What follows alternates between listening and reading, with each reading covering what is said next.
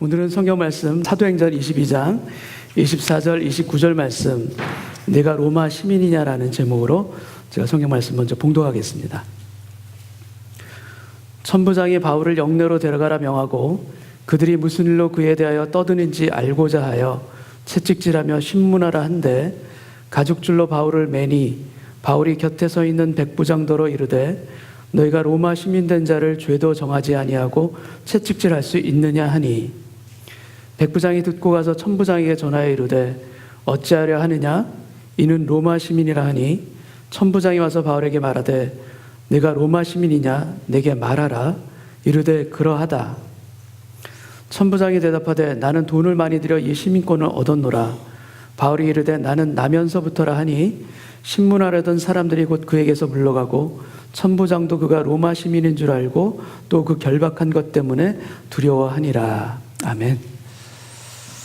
사도 바울은 아가보 선지자의 그 예언 그대로 결박을 당하고 끌려가리라는 예언 그대로 성령에 매여 예루살렘에 도착해서 이 일을 결국 당합니다. 예수님의 동생인 야고보를 만나고 사도 바울은 예루살렘 교회의 충고를 듣고 정결케 하는 예식인 결례를 행하게 됩니다.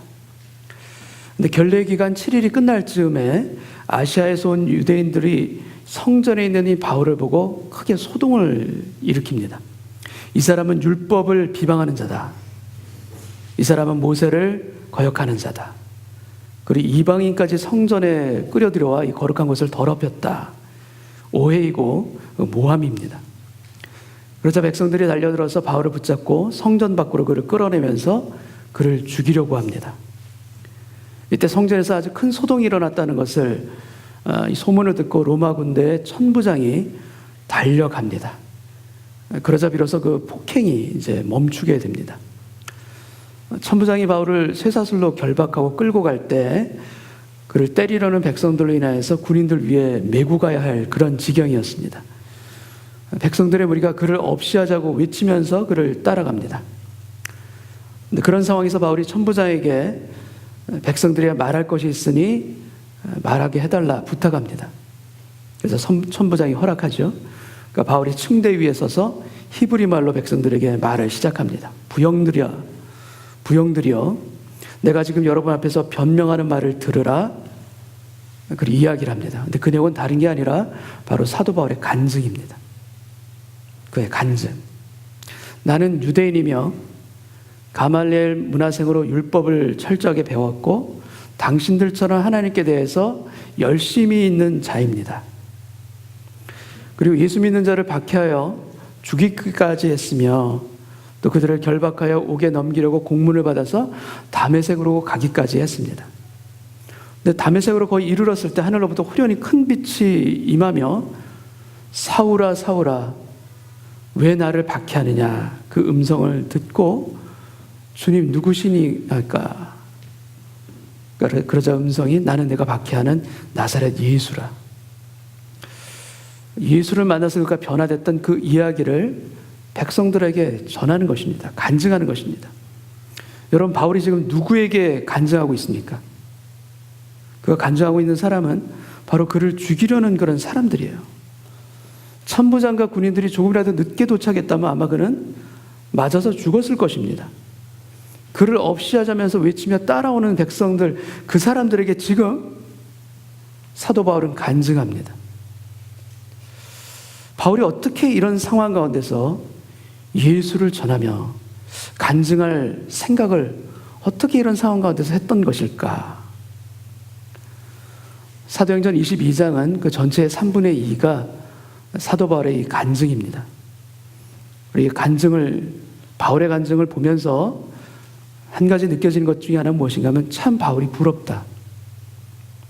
나도 바울처럼 주님이 보내주신 큰 빛을 보고 주님의 음성을 직접 듣는 체험이 있다면 나도 얼마나 좋을까? 왜 나는 예수님을 믿어도 이런 체험이 없을까? 그래서 참 바울이 부럽다. 나는 그에 비하면 간증할 게 너무나도 없다. 여러분, 혹시 이런 생각이 드시는 분 없으십니까? 우리가 보통 생각하는 간증은 병이 낫는다든지 아니면 온갖 역경을 이겨내고 승리하는 것, 이런 것을 보통 우리가 생각하게 됩니다.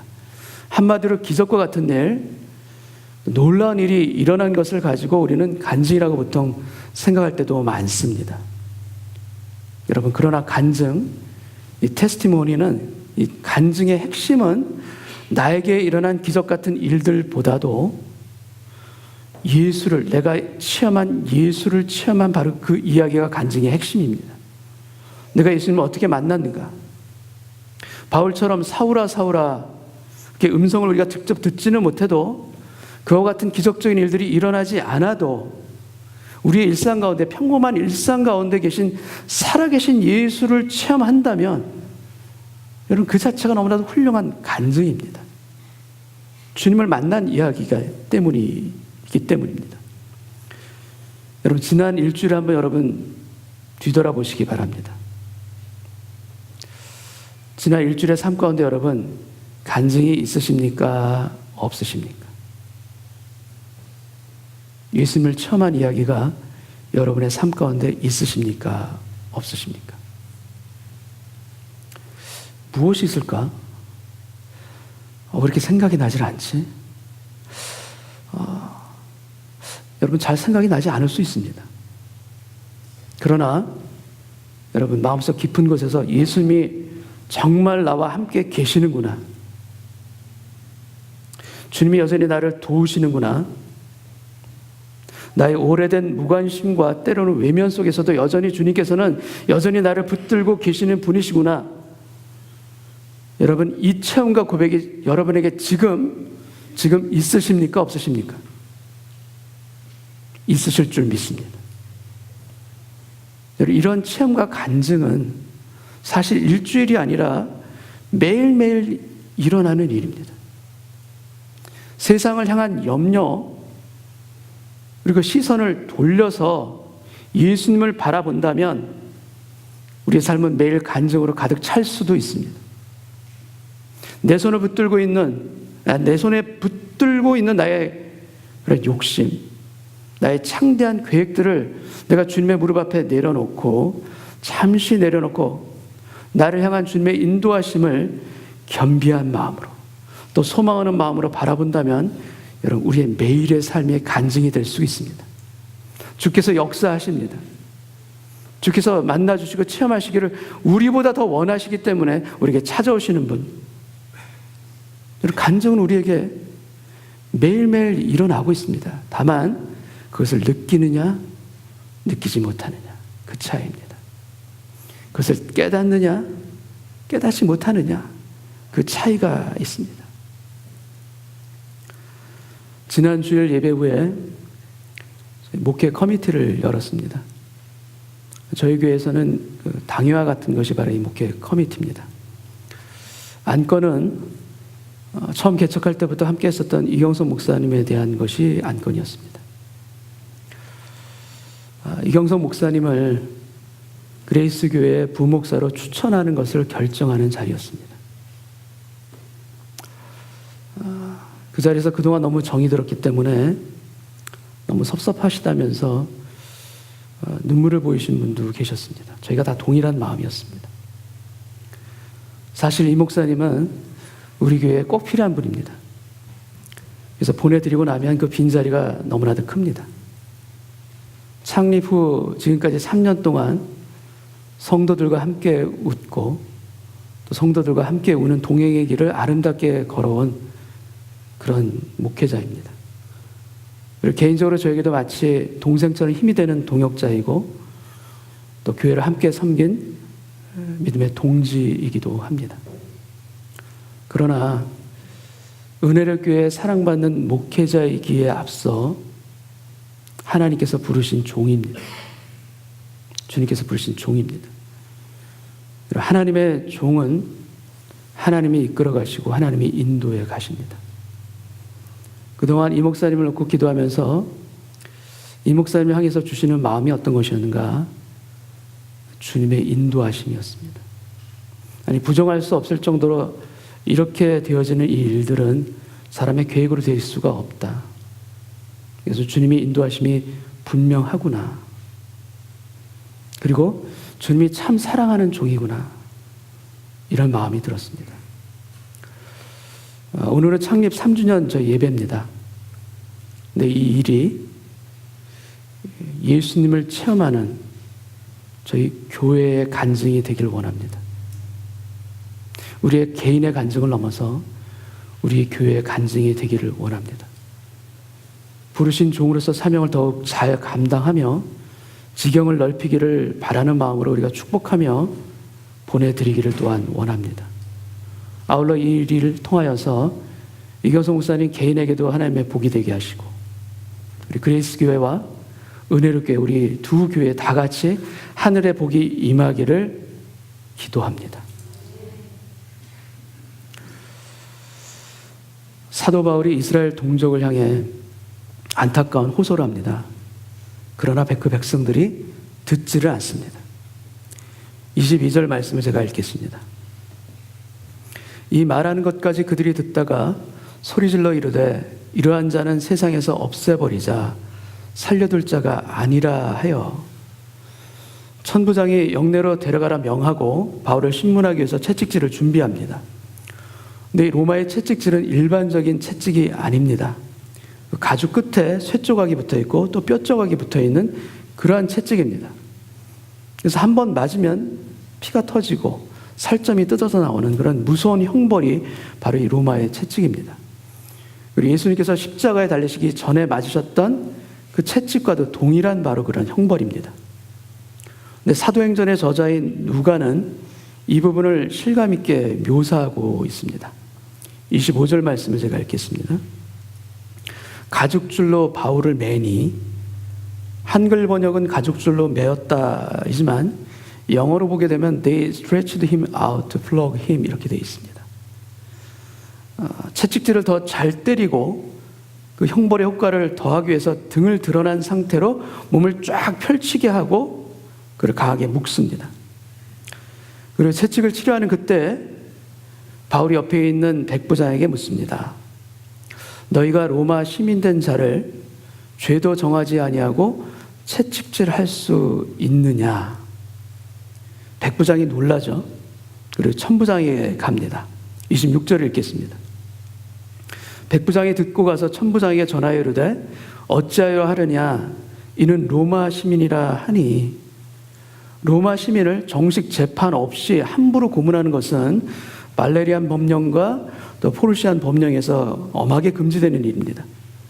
로마는 법치주의 국가입니다. 그래서 이 법률을 어기는 것은 사형에 준하는 그러한 벌이 내릴 수도 있는 일입니다.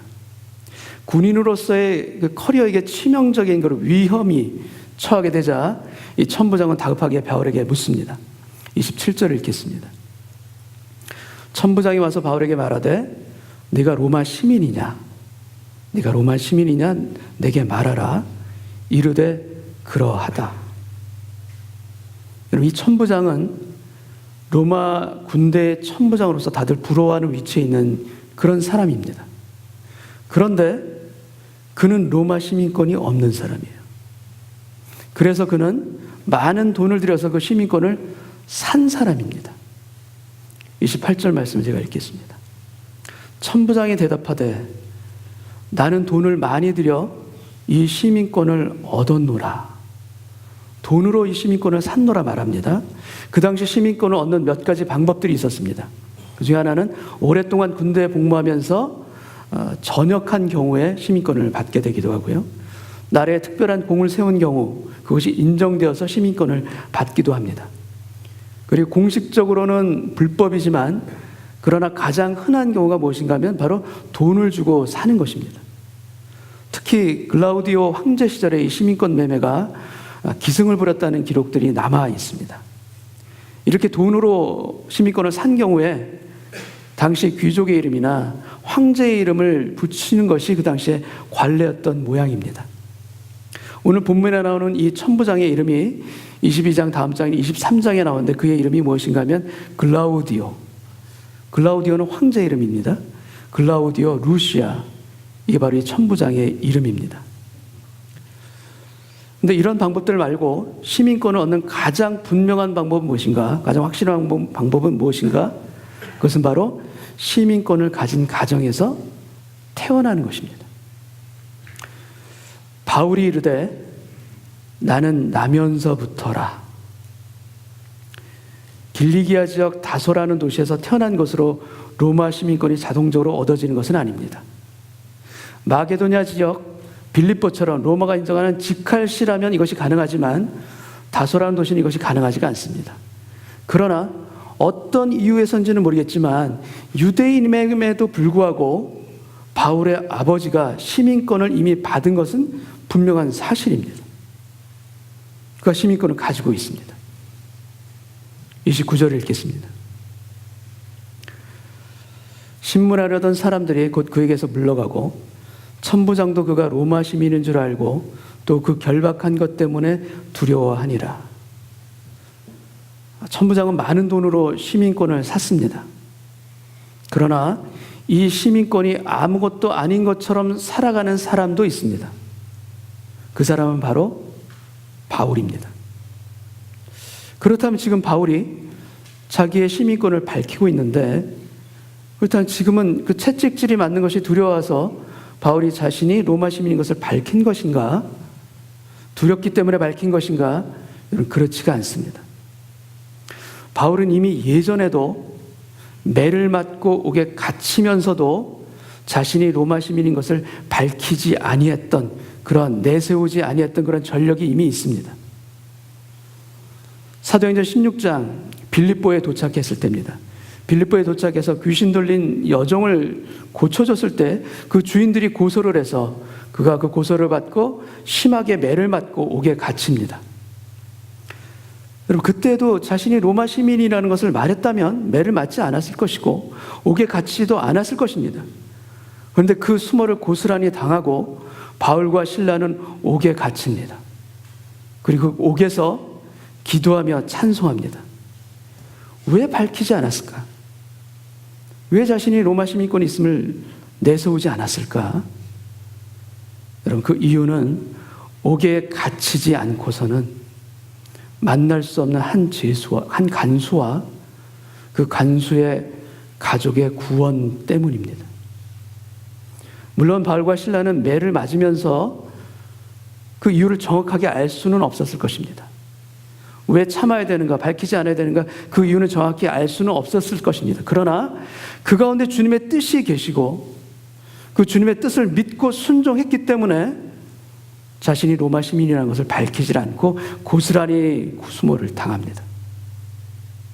그리고 그 순종의 결과 지진이 일어나고 옥토가 흔들리고 옥문이 열리면서 간수가 엎드려 선생들이여 내가 어찌하여 구원을 받으리이까? 그러자 바울이 말합니다. 주 예수를 믿으라. 그리하면 너와 내 집이 구원을 받으리라.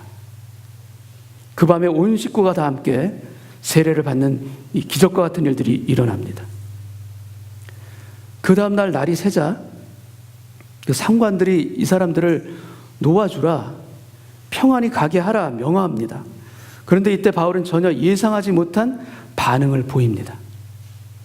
사도행전 16장 37절을 제가 읽겠습니다. 바울이 이르되 로마 사람인 우리를 죄도 정하지 아니하고 공중 앞에서 때리고 옥에 가두었다가 이제는 가만히 내보내고자 하느냐? 아니라 그들이 친히 와서 우리를 데리고 나가야 하리라. 여러분, 매를 맞고 옥에 갇힐 때는 가만히 있었어요. 근데 오히려 풀려날 때 오히려 로마 시민임을 밝힙니다. 그 이유가 무엇입니까? 바울이 로마 사람이라는 얘기를 듣고 그 상관들이 두려워합니다. 그리고 그들에게 정중하게 떠날 것을 요청하게 됩니다. 바울이 이렇게 자신이 로마 시민이라는 것을 밝히지 않고 그냥 떠나게 됐다면 이제 막 태어난 이 빌립보 교회에 어떤 해가 미칠지 바울은 그것을 생각한 것입니다. 그리고 빌립보 교회에 해가 되지 아니하고 복음 사역에 방해가 되지 아니하도록 자신이 로마 시민권을 가진 사람임을 밝히고 당당하게 빌립보를 떠난 것입니다. 여러분, 바울의 관심은 자신이 아니에요. 자기 자신의 안위가 관심이 아닙니다. 바울의 관심은 어디에 있습니까? 교회와 예수 그리스도의 복음의 바울에 관심이 있습니다. 그것을 위해서 때로는 시민권을 사용하기도 했고 때로는 시민권을 사용하지 않기도 했던 것이 바로 바울입니다. 바울 당시에 로마 시민권을 가지고 있다는 것은 그 자체가 매우 선택받은 사람이라는 뜻입니다. 매우 특별한 사람을 의미하는 특권이 바로 로마 시민권입니다. 그 당시 사람들이 다들 부러워하는 선망의 대상이기도 했습니다. 여러분, 밴쿠버에 사는 우리 이민자들에게도 영주권 그리고 시민권은 우리 피부에 와닿는 이야기이기도 합니다. 때로 우리 시대에도 로마 시민권이 있습니다. 그것은 다들 부러워하는 좋은 직장, 그리고 좋은 학벌, 다들 축적하길 원하는 재산, 이 모든 것들이 우리에게 있어서 로마 시민권일 수 있습니다. 이러한 시민권을 얻기 위해 또 축적하기 위해 평생을 애를 쓰며 살아가는 것이 바로 현대인의 모습들입니다. 여러분, 그러나 우리는 어떤 존재인가? 우리는 천국 시민입니다. 우리는 하나님의 나라를 사는 천국 백성이 바로 우리의 정체성입니다. 이 땅을 살아가지만 우리의 소속은 어디인가? 바로 하늘나라의 시민입니다. 우리 이 땅 가운데서 당하는 아픔들이 있습니다. 또한 이 세상은 우리에게 결코 공평하게 우리에게 하지 않습니다. 억울한 일이 있습니다. 해결되지 않는 일들이 있습니다. 여러분, 그러나 이 천국에 대한 소망이 이 땅에서 우리가 겪고 있는 우리의 억울함과 실패를 우리가 이기고 승리하게 하지는 못할지라도 그것을 넘어가게 할 수는 있습니다. 극복할 수 있도록 우리에게 힘을 주시는 것, 바로 천국에 대한 그 소망입니다. 이 세상에선 우리에게 너무나도 해결되지 않고 이해되지 않는 것들이 우리 주변 가운데 너무나 많이 있지 않습니까? 주님 왜? 여쭤봐도 대답이 없는 것, 알 수 없는 것 너무나도 많지 않습니까? 만약 우리에게 있어서 이런 천국이 없다면 여러분, 믿는 우리처럼 불쌍한 사람도 없을 것입니다. 여러분, 그러나 하나님이 분명히 살아계시듯이, 나를 주님이 분명히 인도해 주시듯이 천국은 분명하게 있습니다. 분명하게 존재하고 있습니다. 그 천국이 우리의 억울함을 풀어주실 것이요, 눈물을 닦아주실 것이요, 갚아주시리라 믿기를 원합니다. 천국 백성은 죽어서 하늘나라 가는 것을 꿈꾸는 사람이 천국 백성이 아닙니다. 천국 백성은 오히려 이 땅에 살아가면서 이 세상에서 천국을 준비하는 사람이 천국 백성입니다. 죽어서 가는 것이 아니라, 그것뿐만이 아니라 이 땅에서 준비하는 사람, 그것이 바로 천국 백성입니다. 그 천국을 하나나라를 멀리서 바라보고 준비하기에 여러분, 이 세상에서도 최선을 다해서 세상의 빛으로 살기를 원하고 최선을 다해서 이 세상 가운데 소금으로 살아갈 수 있도록 우리에게 역사해 주는 힘이 바로 이 소망 가운데 있음을 믿습니다. 돈을 위해서가 아닙니다. 출세와 성공을 위해서도 아닙니다. 천국을 소망할 뿐만 아니라 이 세상에서 주님의 뜻이 이루어지도록 천국을 살아내려는 그 구별된 마음이 우리 가운데 있기 때문에 그렇게 살 수 있습니다. 그 힘을 주십니다. 이 세상에 모든 소망을 두고 있다면 우리도 역시 로마 시민권을 얻기 위해서 평생을 애를 쓰면서 살아갈 것입니다. 그것이 없으면 갈망하고 목마른 인생을 계속해서 살아가게 될 것입니다. 그러나 우리는 어떤 사람인가? 우리는 무엇이 영원한 것인지, 무엇이 안개처럼 사라지는 것인지, 그것을 바로 볼 줄 아는 사람이 우리 믿는 크리스천입니다. 무엇이 참된 것인지, 무엇이 허상인지, 무엇이 참 기쁨인지, 무엇이 나중에는 후회하게 되는 거짓 기쁨인지, 그 분별을 할 수 있도록 바울처럼 깨닫고 주님의 뜻을 살아내기 위해서 순종으로 살아가는 사람이 바로 우리 믿음의 성도들인 줄 믿습니다. 우리가 그렇게 살아가는 존재입니다. 그래서 이 세상의 아픔과 역경과 고난을 우리가 당한다 할지라도 그것 너머에 있는 하나님의 참된 기쁨과 은혜와 능력과 지혜를 덧입게 되는 줄로 믿습니다. 빌립보서 3장 20절 21절 말씀을 제가 읽겠습니다. 그러나 우리의 시민권은 하늘에 있는지라 거기로부터 구원하는 자 곧 주 예수 그리스도를 기다리노니 31절 그는 만물을 자기에게 복종하게 하실 수 있는 자의 역사로 우리의 낮은 몸을 자기 영광의 몸의 형체와 같이 변하게 하시리라. 여러분, 하늘 시민으로 살아가는 우리에게 주님이 약속하셨습니다.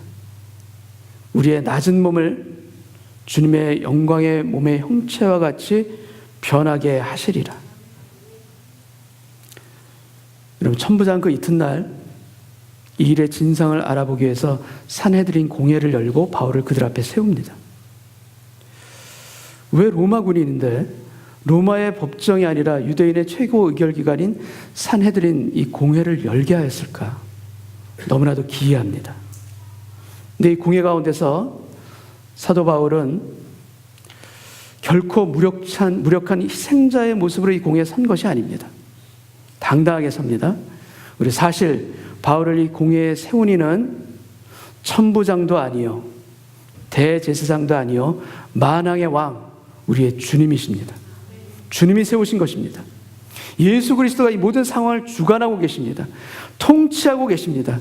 눈에 보이는 것이 아니지만 그 모든 상황과 있어 주님의 뜻하신 길대로 이 상황들을 이끌어 가십니다.